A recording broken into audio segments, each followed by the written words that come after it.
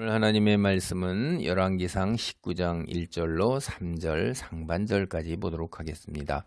엘리야와 이세벨에 관한 이야기입니다. 여호와의 선지자 엘리야는 갈멜산에서 바알 선지들과의 대결에서 일방적인 그리고 절대적인 승리를 거두었어요.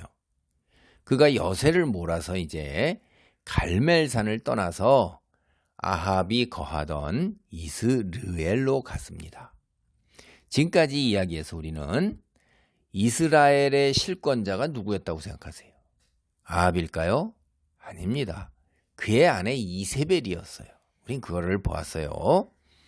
아합 왕은요, 여러분 우리가 살펴본 것처럼 어리석었어요. 그리고 상당히 우유부단합니다. 그러니까 그는 허수아비 왕에 지나지 않는 거예요. 이게 이제 뒤에 나오는 이야기, 나봇의 포도원 강탈 사건을 우리가 읽을 수 있어요. 거기에 봐도 이 사실이 그대로 드러납니다. 이세벨은 남편 아합의 왕권을 이용해서 여호와의 선지자들을 무참하게 살해한 사건이 앞에서 우리가 살펴보았습니다. 18장 4절, 13절에 나오죠. 엘리야가 아합에게 갈멜산으로 데려와라, 나랑 겨루자, 이렇게 했던 선지자가 바알과 아세라 선지자들이었는데, 이 세번역 성경 18장 19절을 보면 이세벨의 녹을 먹은 자들, 누가 월급을 줬어요? 오늘 말로 누가 봉급을 줬냐? 이세벨이 줬다 이 말이에요. 이세벨의 녹을 먹은 자들. 여기에서도 이제 이세벨이 사실 바알과 아세라까지 다 휘두르는 실권자다. 이게 이제 아합 당대의 현실이란 말이에요. 부인이, 왕비가 다 왕권을 휘두르는 거예요. 여러분 우리가 앞에 살펴본 것처럼 이세벨 누굽니까? 이방 여인이에요. 이스라엘 여자가 아니에요. 강하고 굉장히 악한 여인입니다. 그래서 심지어 아합마저도 이세벨을 두려워했어요. 우리가 보면 16장 31절, 그 다음에 21장 25절을 보면 알 수가 있어요. 이세벨은요, 굉장히 이렇게 악하고 강한데, 그 이세벨의 딸 아달랴를 이제 부인으로 또 왕비로 받아들인 다윗 왕조, 어떻게 되겠습니까? 똑같죠. 위기를 맞이하게 되는 거예요. 그게 열왕기하 8장 16절로 19절, 11장 1절로 20절, 역대하 21장 5절로 7절에 있어요. 어떤 위험에 빠지겠어요? 이세벨이 바알과 아세라를 갖다가 적극적으로 나라의 종교로 삼고 그걸 후원하고 여호와의 선지자를 싹 죽였으니까 한마디로 우상숭배예요. 그게 이세벨의 강함과 악함, 우상숭배에서 남유다 왕국에까지 이제 굉장히 악한 영향력을 미치게 되는 거죠. 여호와의 소유된 백성, 하나님의 백성이에요. 여호와만을 섬기겠다고 언약을 맺었어요. 그래서 여호와를 왕으로 통치자로 부르고 그를 섬기는 이스라엘이 어쩌다가 이 지경이 됐는지 참 안타깝고, 그리고 한편으로는 한심하기 짝이 없는 거예요. 이게 인간의 그 탐욕. 근데 여러분 우리가 이제 하나님의 백성으로서 그리스도인으로서 한번 성경을 가지고 있잖아요. 하나님 말씀을. 그리고 이 세상에서 벌어지는 일들을 보잖아요. 그러면 우리가 볼 수 있는 눈 갖고 있는데 그 눈으로 보는 일이 전부다, 이렇게 우리는 생각해요. 그러니까 이 세상의 역사가 전부다, 눈에 보이는. 학교에서도 그 역사책을 통해서 다 그런 거 배웠잖아요. 그게 전부일까요? 인간 중심의 역사고 인간이 다 의지적으로 해나가는 일에 그게 전부일까 하는 거예요. 그리스도인은 그렇게 생각 안 하죠. 눈에 보이는 표면적 현상에 지나지 않고 그 이면에, 우리가 눈으로 보는 사건들의 이면에 있는 영적 세계의 일들, 이거 우리가 제대로 이해하기 어렵습니다. 말로 다 표현하기 어렵습니다. 우리의 인식을 넘어서는 것입니다. 성경을 보면요, 다니엘이 기도를 시작하자마자 천사가 하나님의 명을 받고 다니엘에게 오는데 사탄이 막아서 다시 그 천사장의 친구인, 제가 그 이름 얘기하면 또 그러니까 틀릴 수도 있으니까 도와줘서 이제 다달았다 이 말이에요. 그럴 때 시일이 걸려요. 그러니까 이게 우리가 그러면 아이고 이 안에서 벌어지는 일들에 눈으로 보이는 일들에 뒤에 영적인 세계 하나님의 그 천사들과 사탄의 무리들과의 영적 전쟁이 치열하게 있고 대치 상황이 있구나라는 거를 그걸 여러분이 받아들이겠어요? 그리스도인만이 받아들이는 거예요. 그러니까 우리가 벌어진 일들 뒤에 이면에 사탄과 그 추종자들 하나님을 거역하며 벌이는 치열한 영적 전쟁이 있다 하는 거. 그걸 여러분을 받아들이겠냐고요. 그러니까 우리가 사건만을 봐서는 안 된다 하는 얘기예요. 제 요점은. 성경을 보면 하나님께서 세상을 창조하기 이전부터 이것도 우리가 이해하기 어렵죠. 인류의 타락을 벌써 알고 계셨어요. 그래서 예수님을 통해서 이미 구원의 방도를 마련해 놓으셨는데 이거를 사탄이 몰랐던 거죠. 십자가를 지고 인류 구원의 방도를 마련하는 것까지는 그렇게 예수님 하나님이 직접 당신을 죽이실 줄은 상상도 못했던 거죠. 이게. 그래서 사실이 이게 에베소 1장 4절 5절 보면 이렇게 나와 있어요. 곧 창세전에 그리스도 안에서 우리를 택하사 우리로 사랑 안에서 그 앞에 거룩하고 흠이 없게 하시려고 그 기쁘신 뜻대로 우리를 예정하사 예수 그리스도로 말미암아 자기의 아들들이 되게 하셨으니, 그러니까 창세전에서 벌써 우리를 택하여 세우시고 하나님께서 그리스도를 통해서 그리스도를 믿음으로 하나님의 아들이라 불리게 했단 말이에요. 그리스도인은 하나님의 아들이에요. 하나님의 백성이고 자녀입니다. 이게 그러니까 성경을 믿으면 우리는 이런 이야기를 이게 황당무계한 이야기가 아니구나라고 생각을 하죠. 그러나 이런 영적인 것들에 관해서 우리가 조심스럽게 또 분별력 있게 잘 생각을 해야 돼요. 하나님께서는 아브라함, 이삭, 야곱을 택하여 세우신 후에 야곱의 후손인 이스라엘 민족을 선택하셨어요. 그들을 하나님의 백성으로 삼으시고 하나님만을 섬기도록 하여 세상의 창조주 하나님을 증거하도록 하셨어요. 이게 모세오경입니다. 창세기, 출애굽기, 레위기, 민수기, 신명기를 보면 동시에 이스라엘 민족으로 하여금 하나님 말씀을 보존하게 하기 위해서 모세로 하여금 성경을 기록하게 하셨어요. 제가 모세오경 말씀드렸죠? 이 모세오경 이후에도 나오는 성경이 뭡니까? 사사기, 여호수아, 사사기, 계속 나오잖아요.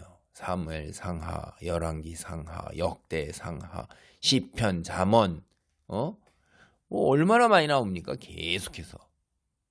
그리고 심지어 신약 성경까지 나왔잖아요. 그래서 오늘날 온 세상 사람들이 하나님 말씀을 읽을 수 있게 하신 거예요. 그뿐 아니라 이스라엘의 죄악에도 불구하고 다윗을 왕으로 세워서 그의 후손으로 예수 그리스도께서 이 세상에 올 수 있도록 하신 거예요. 메시아로 오신 예수께서 십자가에 돌아가셨어요. 그래서 인류가 죄를 용서받을 수 있는 길이 열린 것입니다. 이 인류 구원을 위한 예수님이 이 땅에 오셔서 십자가를 지는 이런 놀라운 계획은 하나님의 어마어마한 계획이에요.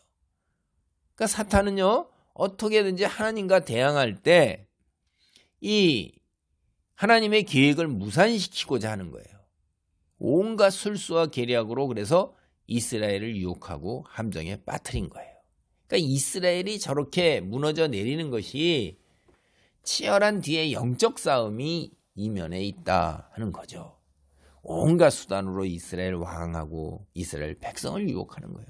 여호와 하나님을 저버리고 대신 바알과 아세라 이런 우상 숭배를 행하게 만드는 것입니다. 마치 아담과 하와를 유혹했던 거하고 같은 거예요.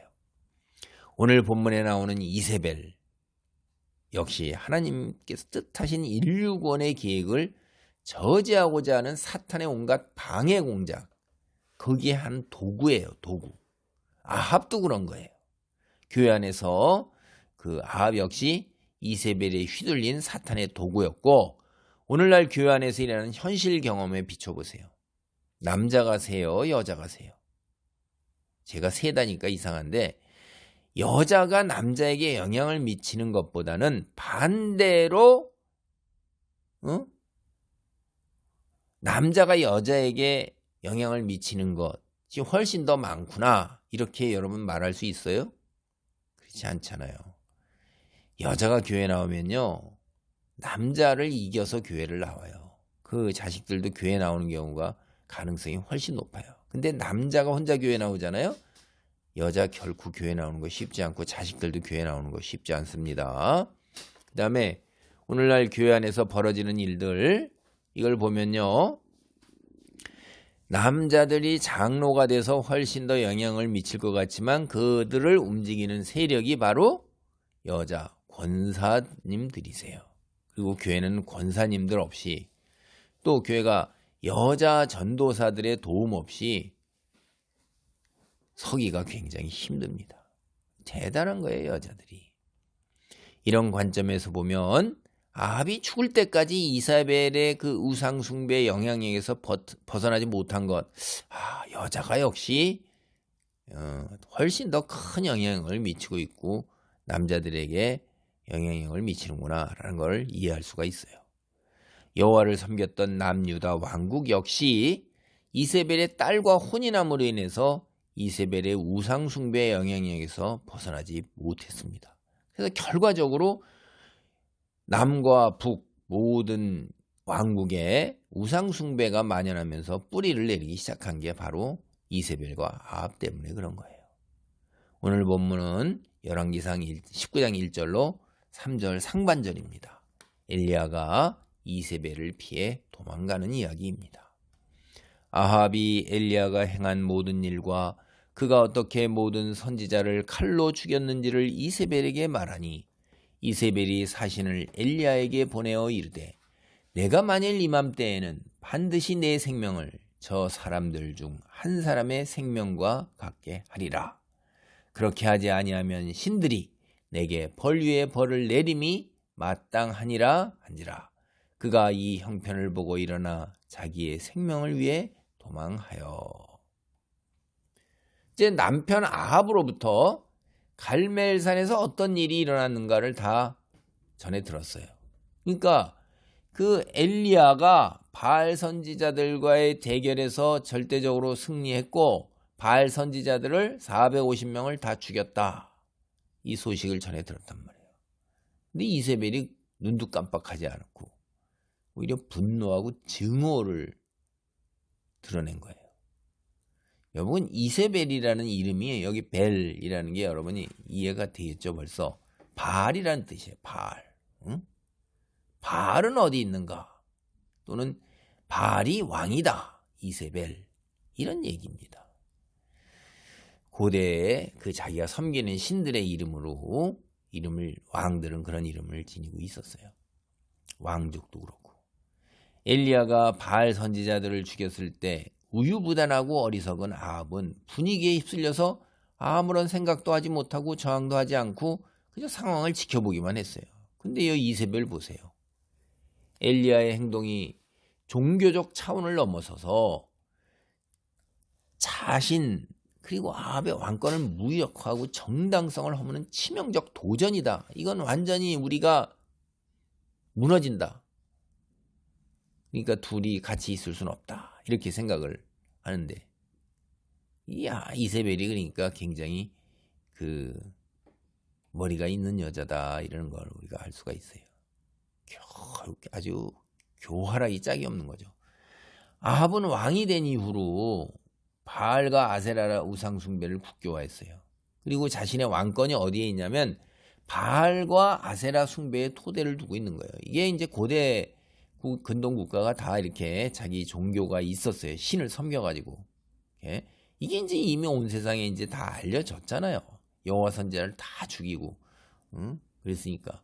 이러한 상황에서 이세벨은 남편 아합이 엘리야가 바알 선지자들을 모두 죽이도록 내버려둔 일, 이게 이해가 안 되는 거죠. 자기가 왕인데,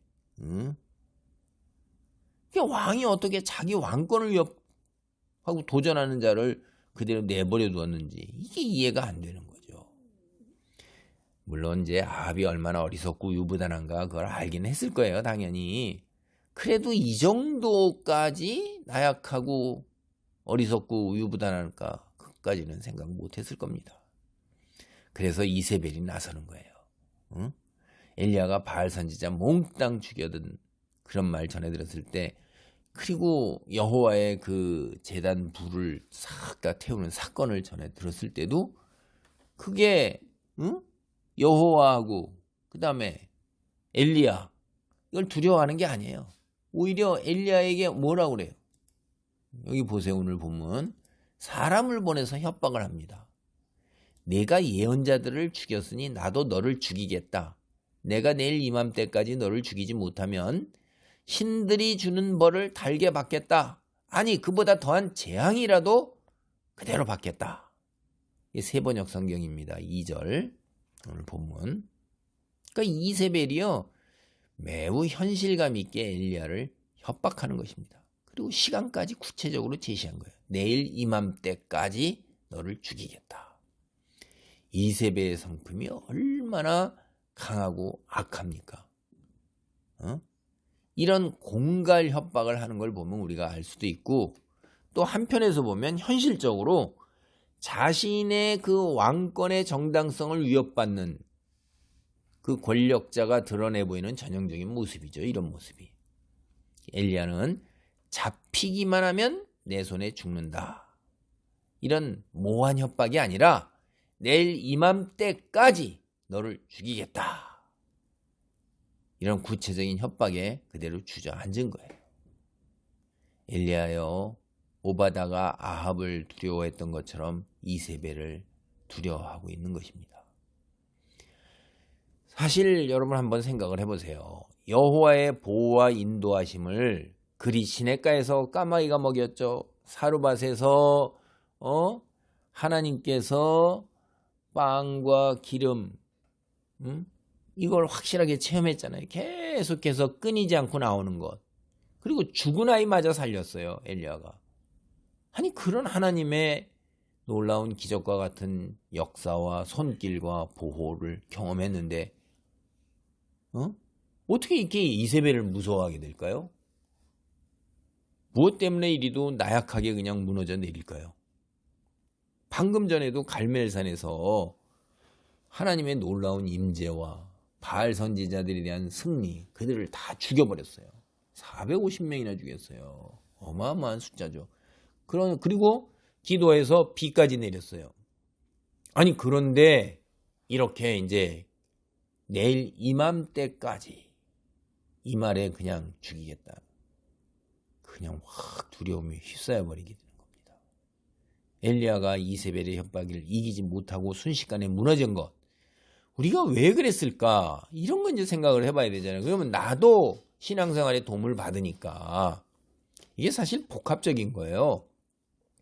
우리가 한번 살펴보고 영적 교훈을 한번 생각해 보겠습니다. 첫째, 엘리야는 사실은 영적으로 굉장한 공허 상태에 빠져 있는 겁니다. 그가 지금 일생일대에 가장 크고 빛나는 일을 해냈어요. 갈멜산에서의 위대한 승리. 이거는 대대손손 이어지면서 빛을 발하는 어마어마하게 큰 업적인 것입니다. 사실 이게. 근데 엘리야는 화려한 성취감, 하늘을 날 듯한 영적 만족, 그 하나님의 살아계심 얼마나요? 기도하니까 또 비가 쫙 와요. 야, 이거 하나님의 놀라운 기적과 임재의 역사를 다 만끽하면서 사는 거예요. 근데 이게 어떻게 이루어진 거예요? 그리 시냇가, 사르밧 과부떼, 갈멜산에서 이게 혼자서 고독하게 투쟁한 거예요. 거기까지 이 세월이 한두 해가 걸린 게 아닙니다. 3년 반, 3년 내지 3년 반 동안 홀로서 대적하면서 꿋꿋하게 버텨온 거예요. 이 긴 장정에 피로감하고 무기력함이 묻어있는 것입니다. 3년 반을 홀로 이렇게 하나님께 기도하면서 버텨야 되는 것. 눈에 보이는 현실의 이면에 있는 것들. 이러한 것들, 영적인 것들이 이제 엘리야의 영혼을 끌어내려고 끊임없이 공격하고 있는 거죠. 여러분 우리가 복음서를 살펴보면 예수님께서도 광야에서 40일 동안 금식하신 후에 사탄에게 시험을 받으셨어요. 예수님은 40일 동안의 금식을 통해서 사실은 40일 동안 광야에서 금식하면서 기도하시고 늘 기도하시니까 하나님과 깊은 교제를 했잖아요. 그럼 우리 생각할 때 이때가 하나님과 가장 가까운 때가 아닙니까? 그런데 사탄은 다른 때도 아니고 하필 왜 이때를 택해서 예수님을 시험했을까요? 이때보다도 영적으로 더욱 침체될 때가 있어요. 복음서를 보면. 예를 들면 십자가 순환을 앞두었을 때 하나님께 쓴 잔을 물려달라고 3번 기도할 때 막 절망적으로 하나님께 기도한단 말이에요. 그 다음에 제자들이 모두 다 도망갔어요. 대제사장 무리에게 자기 홀로 끌려갈 때, 혹은 십자가에 달려서 하나님과의 관계가 단절해서 엘리 엘리 라마 사박다니 주여 주여 어찌하여 나를 버리셨나이까, 하나님과의 교통이 딱 끊겼어요. 이럴 때 딱 유혹하면 더 승산이 있지 않을까요? 사탄이 이렇게 좋은 때를 그냥 내버려 둘 정도로 여러분 어리석다고 생각하세요? 아니잖아요.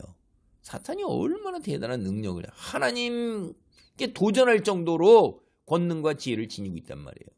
그러니까 사탄의 지혜가 예수님이 얼마나 뛰어난지 우리에게 본받으라고 말씀하실 정도잖아요. 그리고 우리 보고 순결하잖아요. 비둘기처럼. 지혜는 본받으라 하는 거예요. 사탄은 결코 어리석지 않습니다. 사탄은 인간이 언제 가장 크게 영적 공허를 느끼는지를 잘 알았어요. 바로 그 순간을 틈타고 들어오는 거예요. 사람이 하나님과 가장 가깝다고 느낄 때, 자신이 무언가를 성취하고 이뤘다고 느낄 때, 바로 그 순간이 가장 쉽게 무너질 수 있는 때인 거예요. 가장 높은 곳에 있다가 떨어지면 그만큼 낙폭도 크고 충격도 큰 것입니다. 우리는 사람들이 큰 일을 한 다음에 바로 생명끈을 놓았다는 이야기를 종종 듣습니다. 엘리야도 바로 이런 순간을 겪고 있는 것이에요. 이세벨은 엘리야가 느끼는 영적 공허, 그리고 심리적 공허, 그 전곡을 아주 정확하게 찌르고 있는 겁니다, 지금. 그래서 엘리야는 하나님을 전적으로 믿고 의지하고 신뢰하지 못한 거예요. 오히려 이세벨의 협박에 마음이 흔들리며 녹아내린 것입니다. 한마디로 믿음이 연약한 상태가 된 거예요.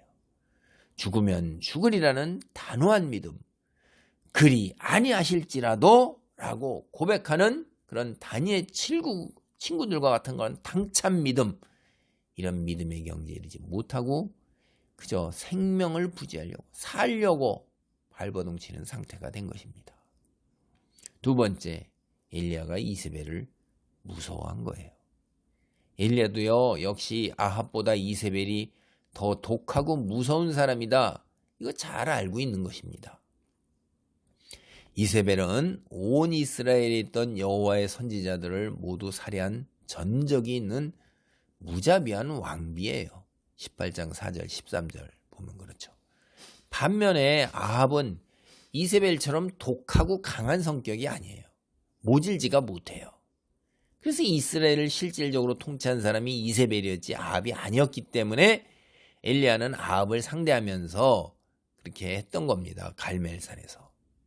근데 엘리야가 여호와에게 충성하는 만큼 이세벨도 아합은 어정쩡하지만 사탄의 도구로서 바알과 아세라에 대한 열정이 대단했던 거예요.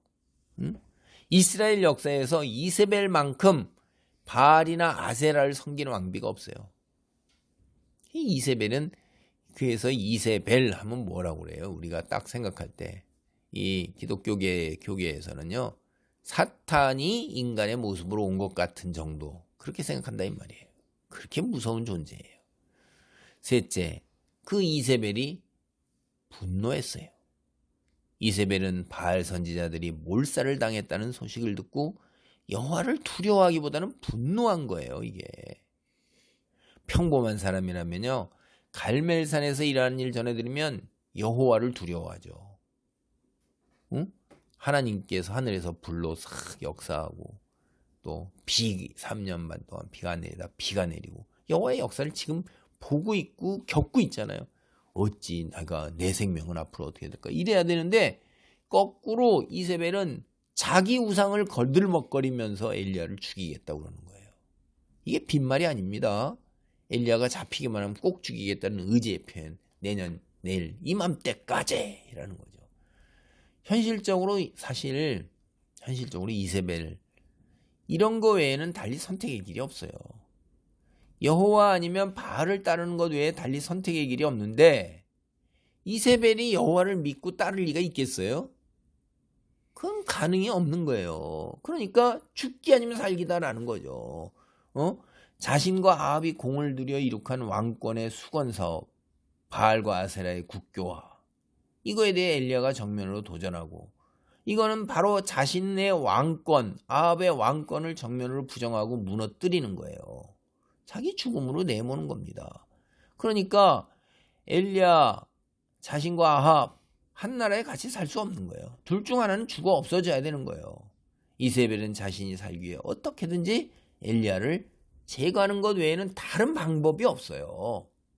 근데 현실적으로 이세벨은 군사 등 이스라엘의 모든 무력과 재력을 동원할 수 있는 능력이 있어요. 왕비잖아요.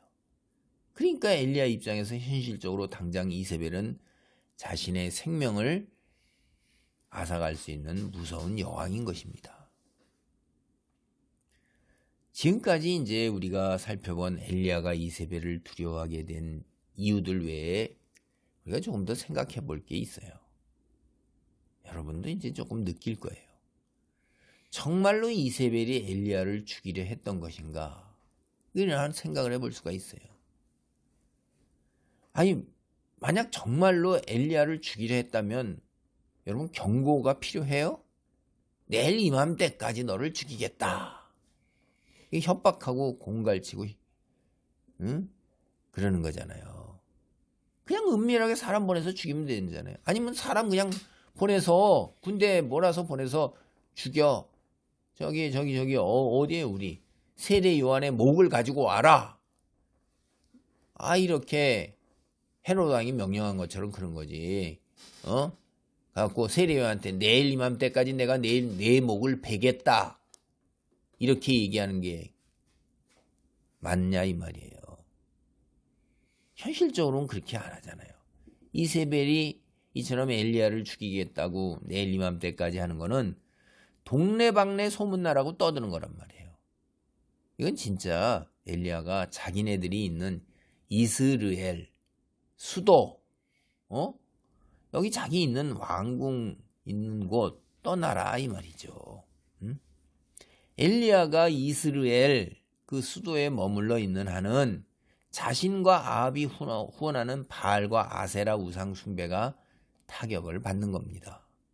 많은 사람들이 갈멜산의 사건을 전해드렸죠. 그리고 지도자들은 그 놀라운 하나님의 임재를 봤어요. 그리고 모든 백성들이 다 가뭄이 풀린 걸 봤단 말이에요. 그리고 지금 풀렸어요. 그러니까 다 여호와의 종교가 여호와가 참신이야. 이렇게 돌아갈 거 뻔하잖아요. 여호와와 바알 사이에서 남편 아합 왕의 마음도 흔들려가지고서 멍하니 멍 때리고 있다가 바알 선지자 다 죽이는데 말 한마디도 못 거들었잖아요. 거기에다 현실적으로 이제 지금 450명 바알 선지자 싹 다 죽었어요. 다시 그 많은 사람들을 뽑아가지고 육성하고 배치해야 돼요. 그러면 어떻게 해야 돼요? 엘리야가 지금 자기네가 있는 이 이스라엘 사마리아 여기를 떠나야 되는 거예요. 수도를 떠나야 되는 거예요. 아합의 눈앞에서 당장 사라져야 아합이 마음을 바알로 정하고 흔들리지 않고 백성들도 왕이 살았을까 군대를 갖고 있잖아요. 현실적이 그렇잖아요. 누가 힘을 갖고 있어요. 그 앞에서 현실과 타협한다 이 말이에요. 자신과 함께 다시 바알 종교, 아세라 종교를 더 굳건하게 세울 수 있는 거예요. 그래서 이 사마리아 땅, 엘리야가 사마리아 땅 여기를 떠나기를 이제 원하는 거죠. 현실 정치 관점에서 보세요. 이세벨이 만약 엘리야를 죽이면 그를 순교자로 만드는 거예요. 이세벨이 그동안 거의 대부분의 여호와와 제사장들을 죽여서 그들의 피로 온 이스라엘을 물들였어요. 그런데 갈멜산에서 바알이 아니라 여호와가 참신이라는 것을 직접 눈으로 보고 엘리야의 명령에 따라서 바알 선지자를 죽였던 이스라엘 지도자 중에서 지금 상당수가 여호와를 믿고 따르고 있잖아요. 그건 뻔한 거잖아요. 그리고 지금 가뭄에서 해방된 이스라엘 백성들도 누가 엘리야의 기도로. 그런데 이런 엘리야를 죽여보세요. 여론이 나빠지는 거잖아요. 그러니까 죽여서 순교자를 만드는 것보다는 떠나게 만드는 거예요. 그러면 이세벨을 두려워해서 바알과 아세라를 미워해서 엘리야가 떠나가는 거잖아요. 도망가는 거잖아요. 이게 고단수입니다. 그래서 이세벨은 엘리야를 죽이는 것보다 그가 자진해서 스스로 그 사마리아 땅 수도를 떠나도록 압박을 가하는 것입니다. 오늘 말씀을 정리합니다. 영적 공허감에 믿음이 연약해진 엘리야, 이세벨의 협박이 의도하는 바가 무엇인가? 이걸 더 깊이 따져보았어야 되는데 단순하게 반응을 보인 거예요. 그저 살기 위해서 이세벨을 피해 그녀의 의도대로 도망을 간 것입니다. 이게 참 안타깝죠. 엘리야는 선지자로서의 소명을 포기하기 위해서 포기한 거죠, 사실. 그리고 부분적으로 볼 때 호렙산으로 갔어요. 우리가 앞서 읽은 1절로 3절 상반절까지 이야기를 통해서 우리는 엘리야가 선지자의 소명을 그렇게 잘 감당하다가 한순간에 나락으로 떨어진 것을 봅니다. 한순간의 승리가 패배로 변했고 용감했던 선지자가 피신처를 찾는 겁쟁이가 된 거예요. 근데 이런 모든 일들이 이세벨, 이 한 여인의 협박 때문이었다는 것, 이게 참 씁쓸한 겁니다. 이방 여인. 근데 믿음의 가장 대표적인 표상, 꼭대기에 있는 사람이. 그래서 우리가 여기서 신앙생활을 하면서 홀로 서는 것, 이게 얼마나 힘들고 고단하고 때로 위험한가, 이런 걸 우리가 볼 수 있는 거예요. 그리스도인은요, 영적 공동체를 이루며 나가야 돼요. 교회를 이루어서 신앙생활을 해야 되는 것입니다. 그 안에서 고단하고 힘든 싸움 물론 당연히 있죠. 죄인들이기 때문에. 세상하고 다를 게 뭐가 있겠어요. 그냥 그거보다도 누군가는 더 성장해서 자기 십자가를 지고 나아가기 때문에 그 사람들이 빛을 비추고 세상과 다른 면이 있는 것입니다. 세상 교회 아니라도 세상과 똑같은 거예요. 때로는 썩은 면, 부패한 면도 있어요. 12제자 중에 유다도 있었잖아요. 여러분은 어떤 교회를 가더라도 그 교회가 여러분을 위해서 맞춰주고 이상적이고 거기는 천국이고 하나님의 나라 온전하게 100% 이루어진 곳이 어디 있겠어요? 여러분 자신도 그렇지 못하잖아요. 나 자신도 그렇지 못하면서 다른 사람에게 그걸 기대한다는 게 웃기는 거잖아요. 그 뭘 해야 돼요? 내게 주어진 소명, 하나님의 거룩한 자녀 백성으로 자라나고 30배, 60배, 100배의 결실을 맺고 생명나무가 돼서 사철 푸른 나무가 되고 진리의 빛을 비추고 무릎 꿇고 기도하고 내 십자가를 지고 고통과 순환이 있더라도 예수님의 뒤를 따르는 제자가 되는 거, 그게 내 소명이잖아요. 그건 내가 그렇게 살아야 되잖아요. 왜 자꾸 남을 얘기하세요? 나를 보세요, 나를. 그 옆에 그런 분들이라도 있음으로 인해서 우리가 영적 공동체를 이루어 나갈 수 있고 내가 성장할 수 있는 거예요. 나는 그런 악역을 조금 덜 하는 거예요. 그걸 감사해야 되는 거예요.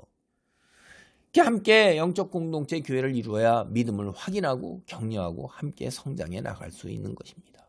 지지고 볶아야 되는 거예요. 두려워하지 마세요. 또 한 가지는 목표에 도달했을 때, 우리가 무엇인가를 이루었을 때 더욱 자신에 대한 경계를 늦추지 않도록 해야 합니다.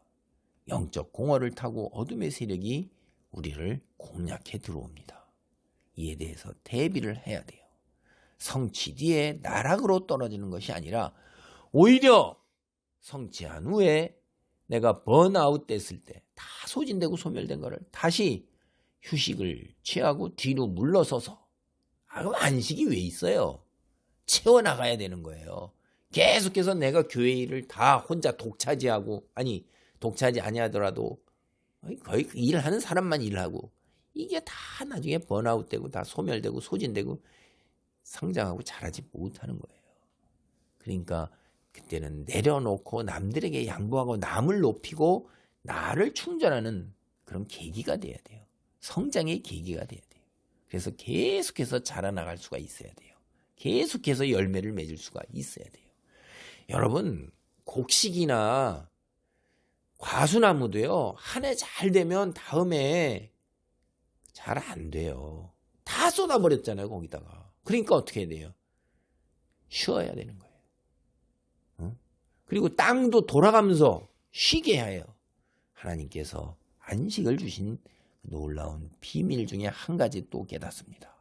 여러분이 성취뒤의 나락으로 떨어지지 아니하고 안식으로 남에게 물려주고 남을 앞세우는 놀라운 지혜와 믿음이 있기를 바랍니다. 아멘. 할렐루야. 하나님 감사합니다. 우리 아버지 하나님, 엘리야와 같은 높은 믿음의 절정에 있는 선지자도 이렇게 한순간에 나락으로 떨어집니다. 우리가 신앙생활을 하면서 교회 공동체를 이루고 그 안에서 지지고 볶음 가운데 내 믿음이 더 자라나게 하시고 내가 내 십자가를 지고 남들을 위해서 뒤로 물러서고 밟히고 깨지는 이런 것들을 감사함으로 받을 수 있도록 나를 붙드시고 도우소서. 그리고 영적 공허 속에서 아버지 나락으로 떨어지지 않는 이런 깨달음을 얻고 이에 대비한 놀라운 신앙인이 되도록 축복하옵소서. 예수님의 이름으로 기도하옵나이다. 아멘.